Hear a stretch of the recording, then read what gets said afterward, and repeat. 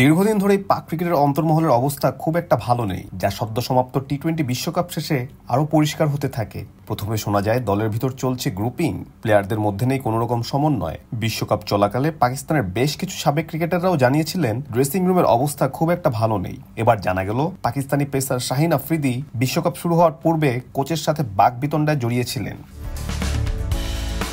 পাকিস্তানি সংবাদ মাধ্যম জিও নিউজ জানায়, বিশ্বকাপের আগে ইংল্যান্ড সফর চলাকালে আফ্রিদি ব্যাটিং কোচ মোহাম্মদ ইউসুফের সঙ্গে বাকবিতণ্ডায় জড়িয়েছিলেন। হেডলিতে পাকিস্তানের অনুশীলনে আফ্রিদিকে বারবার নো বল করতে দেখে তাকে সতর্ক হতে বলেন ইউসুফ।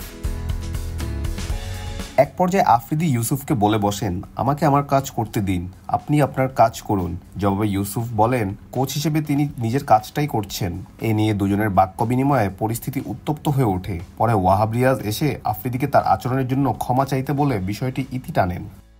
তবে ধারণা করা হচ্ছে শাহিনের এমন আচরণে টিম ম্যানেজমেন্ট কোনো পদক্ষেপ না নেওয়ায় পরবর্তীতে চাকরিচ্যুত হন ওয়াহাব রিয়াজ ও রাজ্জাক।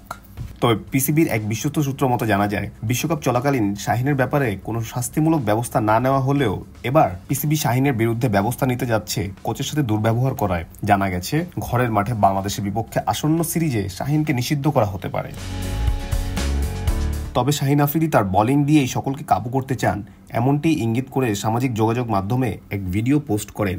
সেখানে তাকে বোলিং করতে দেখা যাচ্ছে। পোস্টের ক্যাপশনে আফ্রিদি লিখেছেন, সবকিছুর ঊর্ধ্বে।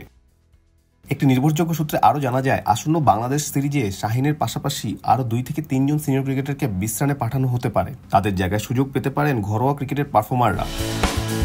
বাংলাদেশ পাকিস্তান 2 টেস্ট সিরিজের প্রথমটি শুরু হবে 21শে আগস্ট রাওয়ালপিন্ডিতে, পরেরটি 30শে আগস্ট করাচিতে।